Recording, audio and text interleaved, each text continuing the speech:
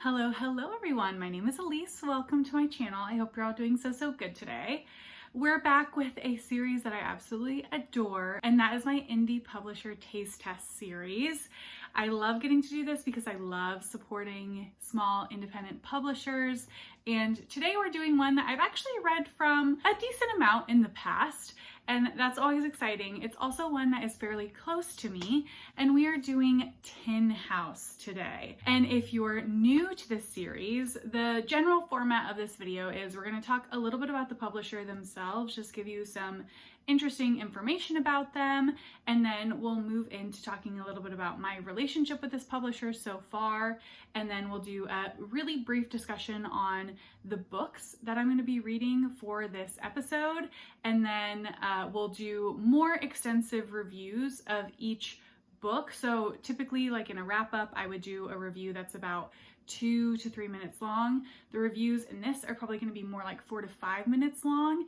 And then at the end, we'll do a very tiny kind of conclusion on what I think of the publisher so far and how reading these 3 books helped inform me even more about this publisher. So that's the general breakdown. So we'll go ahead and get into some info about Tin House as a whole. So Tin House is a publisher located in Portland, Oregon, and they publish a mix of fiction, nonfiction, and poetry. So a fairly wide range. There isn't much else left in there for them to publish. And then they also self-report that their works are specifically artful, dynamic, and original. And these tend to be pretty general for most publishers because they don't want to box themselves in too much, which is fair. Something else that Tin House specifically states that is a part of their kind of like mission statement is that they try to promote writers who speak from a really wide range of experiences. And I appreciate that they put that in their mission statement. And I do think that's a huge benefit to what independent publishers bring to the table in general. So that's great. Tin House did start as a magazine way back in the day in 1999, and then they entered book publishing in 2002. So they're relatively new to the scene. I mean, I would say like that's a good amount of experience, especially for an independent publisher. And something that happened even later in the Tin House oeuvre is that they started doing writers' workshops along the way as well. And now they also have residencies, which is really, really cool. They do a lot of investment in the literary scene, not just in Portland, Oregon, but throughout the whole state and even throughout the whole country. There are so many writers that you probably know of that have done a residency through Tin House, and I think it's so cool that they do that. Tin House is one of the bigger independent publishers in the US. They publish about 24 books a year, which is fairly significant. Now, something I want to bring up about Tin House that I don't necessarily bring up about every independent publisher that I cover is some of the notable employees that they have there. So first you have the founder and owner of Tin House, who is Win McCormick.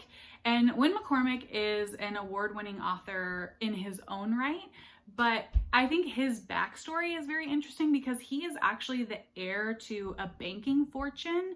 And you know, while we can get into all of the politics about that, I will say it's great to see someone inherit that amount of money and put it to something like an independent publishing house and doing writers' residencies where they fund a lot of authors. So we love to see that money going towards the literary arts. I think that's so lovely to see, and I just want to give that a shout out up top.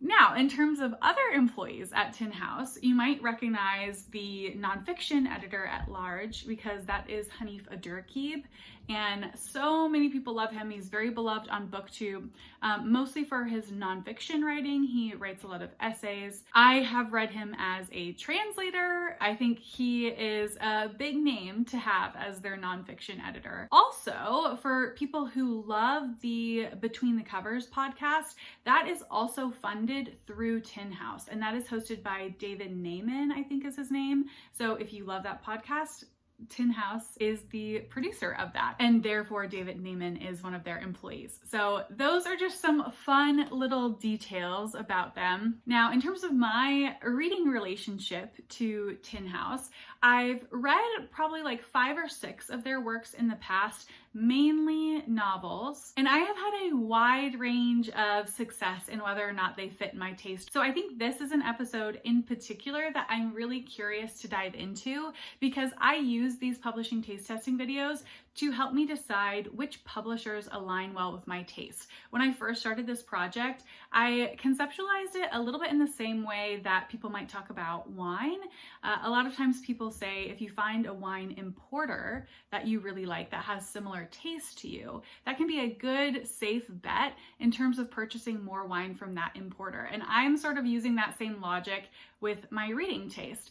If you can find publishers that really match well with your specific reading taste, it tends to be more of a safe bet to purchase from them, because you know you already get along with the style and the mission and the type of work that they're trying to produce. So this series is all about me trying to figure out for myself what publishers I tend to work really well with, and also for you to get a sense of which ones might work for you, because they might be different. So with the 5 or 6 books I've read from them, a range from not really liking them very much to absolutely loving them. So this is going to be me trying to do a little bit more of a deep dive, because they do publish more works than maybe some of the other ones that I've covered in the past, of how to select from them in a more educated manner that will suit for my taste. So we'll see if I'm successful or not, and if this helps me decide how to purchase books from Tin House in the future. I will say another connection that I have with Tin House is they are always at the Portland Book Festival every year. They have a table at the Book Expo. They often have authors that are doing sessions or that have been in residency with them that are there. They also put some money behind the Portland Book Festival. So I often get to meet their employees while I'm there, and to get to meet with some of their authors while I'm there as well, which is so amazing. And I've done a video on my most recent experience at the Portland Book Festival, so I'll link that down below if you're curious to learn about more. Okay, this is future Elise, and I'm just popping in really quickly to say that I first started filming this video in 2024. It is now 2025, and earlier in 2025, in March to be exact, Tin House Publishing was acquired by Zando. I am going to talk about that in more detail at the end of the video, but this first section is not going to include that. Wait till the end of the video. You're going to get some information, some thoughts about it, but I just wanted to pop in, acknowledge the elephant in the room, and tell you that I do know this has happened, and we will get into it. So with that, I'll send you back to old Elise. Enjoy the video. So now let's quickly get into the TBR so we can start reading. For this episode, I am doing 2 backlist books and 1 new release. So the new release that I will be reading is Mystery Lights by Lena, Valencia. This is a short story collection. This is a debut author, and this has a speculative horror theme to the stories, and I'm really excited about this. Plus, I love this cover design, which is done by Beth Steidel. Absolutely adore it. So we'll get into more about the premise when I actually finish and do my review of the book. Next up, we have a book that I bought last year, I believe, at the Portland Book Festival. This was one of my most anticipated books for last year, and that is Hazardous Spirits by Anbara Salam. This one is about a couple in the 1920s that starts to have a rift when the husband in the couple tells the wife that he believes he can see and hear spirits. So that sets their relationship a little bit into a spiral. So that is Hazardous Spirits. And then lastly, the oldest of these 3 that I have is Night of the Living Res by Morgan Talty. This is another short story collection, but this is an interlinking short story collection. And I also bought this at the Portland Book Festival, I think 2 or 3 years ago, and I did get to meet Morgan Talty while I was there, and I believe, yeah, this book is signed by them as well, so that is great. This one is interlinking short stories, like I said, about our main character's experience living on the res. He's part of the Penobscot Reservation, and I think it follows him through childhood all the way through adulthood, with the timelines intermingling as well. and really excited to get into this. I've heard great things about this, and it won a bunch of awards the year that it came out as well. So those are the 3 books that I'll be reading in this. Like I said, I will come back once I finish each book and I'll give an in-depth review on it, and I will see you all when I finish one. Okay, we have finished the first book from Tin House, and that is Night of the Living Res by Morgan Talty.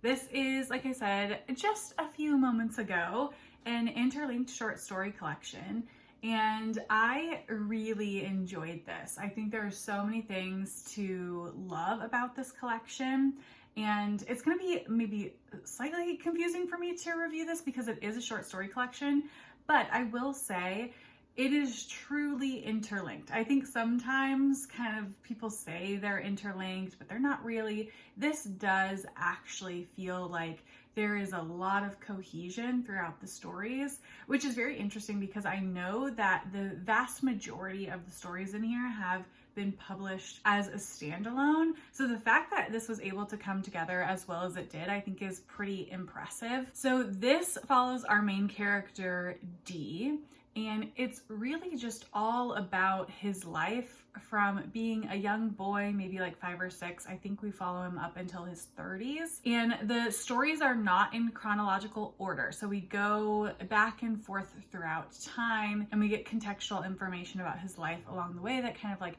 opens up new meaning as you get these kind of reveals in the past, and then you come back to the future and that type of thing. And I while there is like plot within the individual stories themselves, I think this is really a strongly character-driven short story collection. I almost want to call it a novel because it feels novelesque, just like out of order. We follow D throughout all of these really meaningful relationships in his life, and these relationships felt so real to me, like very richly drawn, and I can't imagine that some of this isn't autobiographical. I normally try not to like even get into that headspace of trying to think like, oh, could this be real? But this felt so real. I can't imagine him not having experienced at least some of what's going on in this book. You get to see his relationship to his mother, who he desperately wants to please and take care of,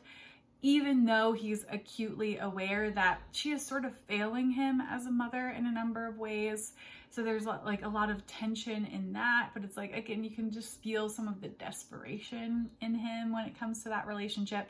It follows his relationship with his older sister, who he gets the sense from that like she knows more than she lets on, and their relationship has a lot of tenderness, if a lot of friction as well. And then you get this relationship with his kind of best friend throughout the years. And I do think like those relationships are really what the book orbits around, and I think where this book shines. Again, this book is truly like masterclass in character work for me. I thought it was very well written, and I'm definitely super excited to pick up Fire Exit by this author, which is a novel, so not a short story collection that's interlinked, but an actual novel. And it's about blood quantum, and I cannot wait to read it. Again, the character work in this was just so great, and would definitely recommend this. So that is Night of the Living Res, and we will be back whenever I finish the next book, and I'll give you a little review on that. So I'll see you then. Bye.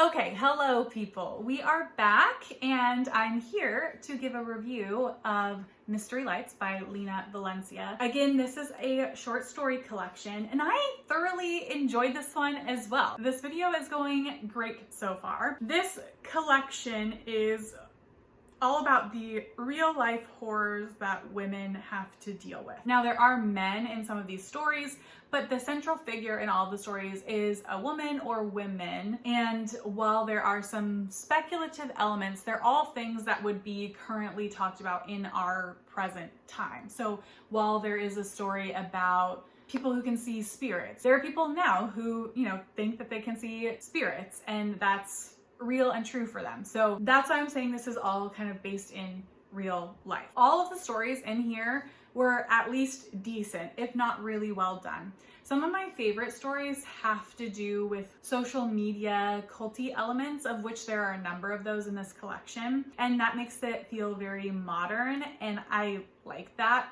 There's one about a group of people who are doing like a marketing drop. It sort of gets derailed and intercepted by a social media influencer who is kind of spouting a bunch of propaganda and riling people up. That misinformation on the internet can cause like this mass hysteria and be dangerous. So I really enjoyed that story. I think another story that I really liked is a woman who goes on this wellness retreat that's very well lauded on the internet. Again, has kind of like an influencer cult-like leader at the center of it. It talks about disordered eating a lot, which I love when books are kind of grappling with how prevalent disordered eating is in our culture. And this woman goes on like essentially like an LSD trip, and she's out in the desert and having these hallucinations, and you can just see how in it she is, like how internalized some of these thoughts have become. And I love that story as well. Yeah, just a lot of good stuff in here,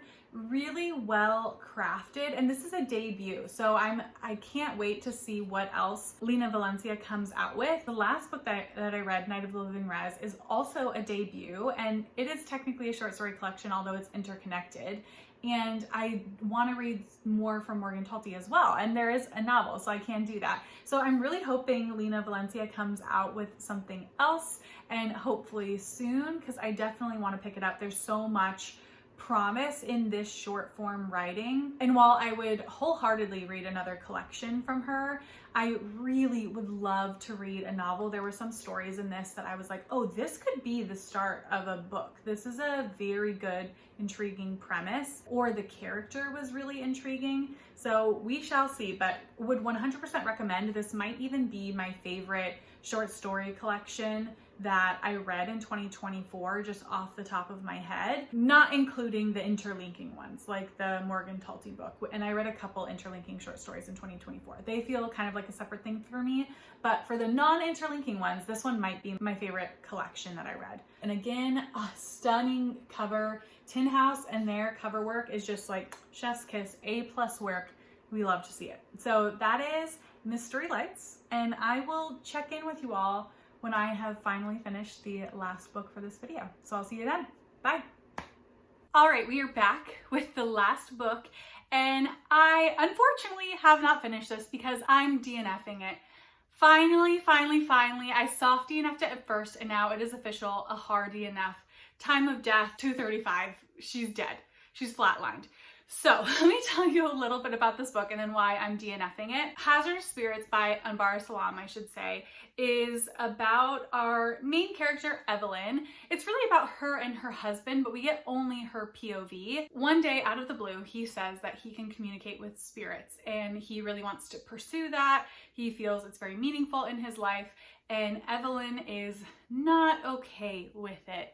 She thinks at best he's kind of going insane, and he does actually believe it, but of course it can't be true, or at worst, he is intentionally trying to deceive people. So this is kind of the central conflict where all the tension comes from the novel. In the background to that, there's sort of a subplot going on where Evelyn's sister, one of her sisters, has passed away. I think her name's Dorothy. And you don't know what has happened to Dorothy, why she's passed away, but clearly Evelyn is very affected by it still. She can't really handle talking about Dorothy, and there's a lot of avoidance in that regard. The reason that I'm DNFing this is there is just absolutely zero happening. Like, there's nothing happening in this book. I am DNFing it on page 96.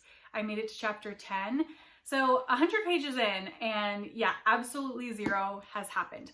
I don't necessarily need a lot of plot in books, which this doesn't have any plot, but there's also nothing happening with the characters. The characters feel the same on page 100 as they did on the very first page. they're having the same feelings, they're having the same thoughts, and it just feels like we're having the same conversations over and over and over again. And I'm just sick of it. I'm not getting much out of it. The writing style I do really enjoy. I would read another book by Anbara Salam that has a different premise, but this one is just not working for me. I knew that this would be the riskiest title for me in this list of books because the one book that I think I've DNF'd from Tin House before, or maybe I didn't even DNF it, maybe I finished and I just didn't like it, was a historical fiction.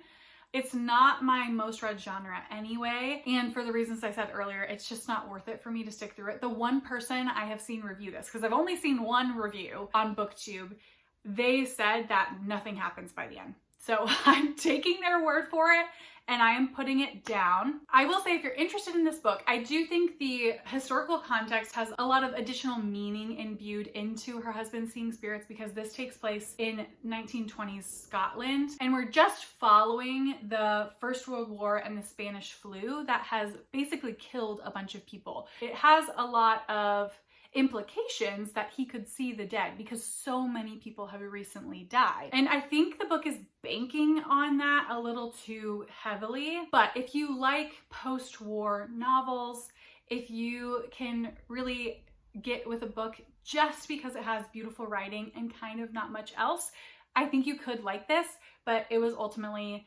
not for me, which is very sad. I love this cover. I really wanted to have a kind of historical spooky time, but ultimately it just did not work for me. So that is Hazardous Spirits.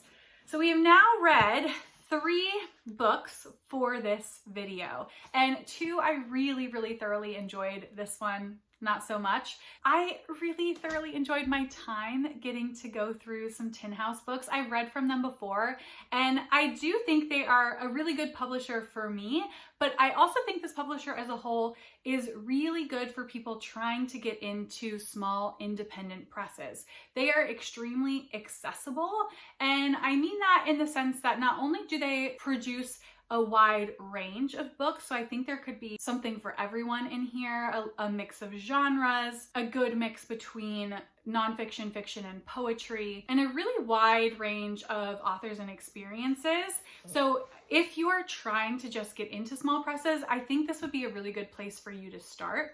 In addition to that, I do think Tin House just has such a huge impact on the literary landscape in the US, particularly around small independent presses, but also within the big 5. And that is really through their workshops that they do. So many authors go through their program. They put a lot of money back into the literary community. So for example, earlier this year, I read Madwoman by Chelsea Beaker. She went through their writing workshop, and that book is published by a big 5 publisher, similar to like My Volcano Daughters, which is the person I saw in conversation with, Chelsea Beaker. They went through the workshop and they published with a totally different publisher at the end.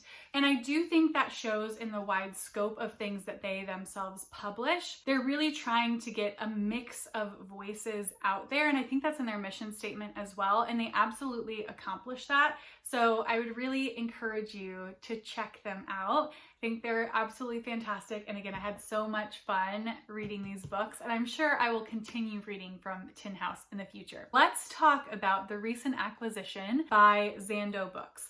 This, to be honest, is a surprising acquisition to me. Zando Publishing is really known for its imprints. Most of its imprints are under a creative face. So for example, Zando Publishing is the one who has an imprint under Gillian Flynn, who wrote Gone Girl. It's a thriller imprint. They also have an imprint with Sarah Jessica Parker. They have an imprint with John Legend, right? So all these creative faces have imprints under them, and they have kind of a celebrity to back them up and get readers in. Zando is also a very new publisher on the scene. They started in 2020. And from what I can tell from all the press releases that have come out kind of on both sides, and I'll link some of the articles down below that I read while I was looking into this, is that Zando really has the financial backing in order to keep Tin House afloat, and in order to expand the scope in which Tin House is able to publish. Now, the acquisition did not include the Tin House workshop, so all of the writing workshops that we've been talking about previously, and it did not include the acquisition of the podcast between the covers. And I'm surprised that Zando acquired Tin House solely because Tin House does not have a personal face to that publishing company. It's really run by a collective, as the majority of publishing companies are, and doesn't have any type of celebrity to really back it up.